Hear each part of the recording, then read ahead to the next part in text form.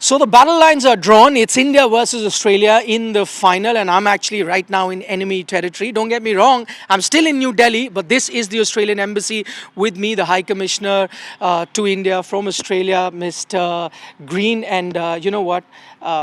Pardon my over enthusiasm, almost bordering on jingoism, with me using words like enemy territory and battle and so on and so forth. I'm usually very calm, but when it comes to the Cricket World Cup, I just get a bit carried away.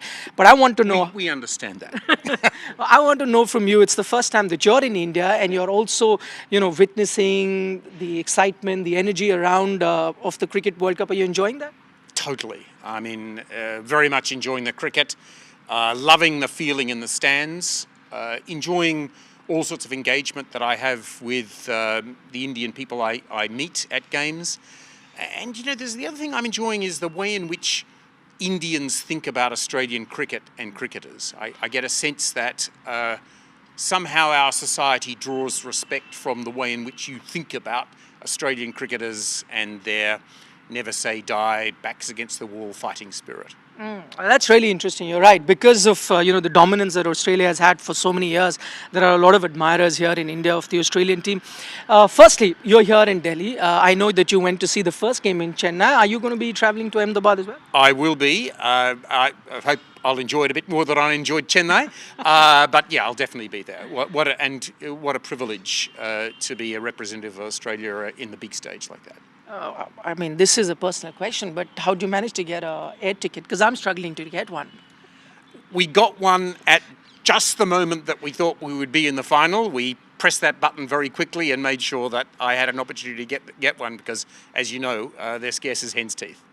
It is, in fact. Right now, no air tickets available, but the ambassador here was smart enough. While the semi-final was on, he booked that ticket well in advance. We'll be there in Ahmedabad. One thing that I noticed with the Australian team, as you mentioned, that they didn't have a great start in Chennai, then lost a couple of games, then had a win or so. But the resurgence actually happened from the time that they were here in Delhi, enjoyed a meal with you. So what I want to know from you is, what is it that you fed them? Oh, well, they had a... they got a bit of a pep talk. They met to meet some other Australians and some good Indian friends. Look, I think you're right. That was a moment. I think they already felt as though they had turned a corner. And the real point is, isn't it notable that the Australian team has found a way to be in a winning form at the right end of the tournament? I don't think that's a coincidence. I mean, I think that's the management of our side. So, it was a great privilege to have them here and to introduce them to many of my Indian friends. And yeah, you're right. That was a turning point, and now we see the result. Okay. If I was going to ask you to look into the crystal ball, predict what's going to happen on Sunday, what do you reckon? I reckon it'll be a tight game. I think India will be tough to beat. They're in great form. But there is a certain steel about this Australian side and a readiness to fight till the death. So I think we're in for a good contest. Okay, give me 3 reasons that gives you a lot of confidence that Australia can. I mean, they go in as the underdogs, but then they can upset the apple cart.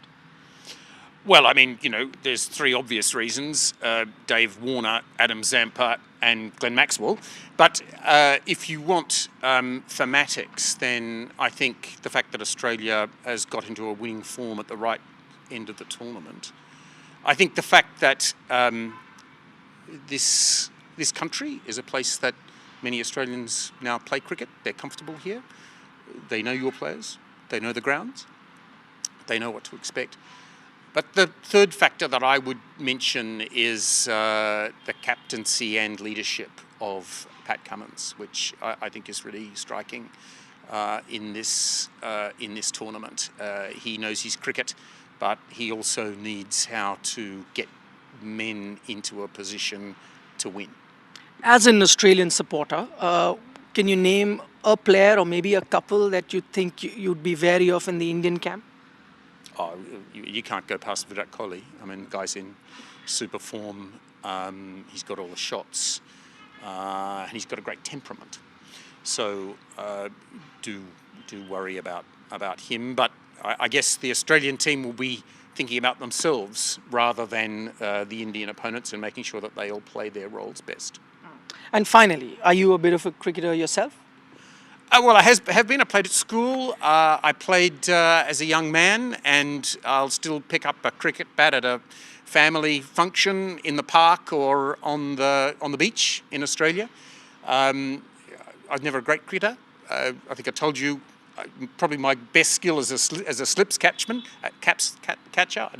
You don't get picked in teams for that.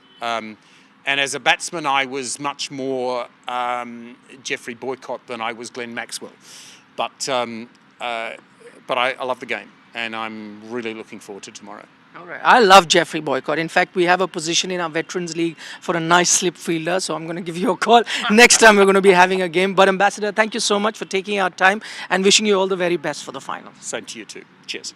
Match से जुड़े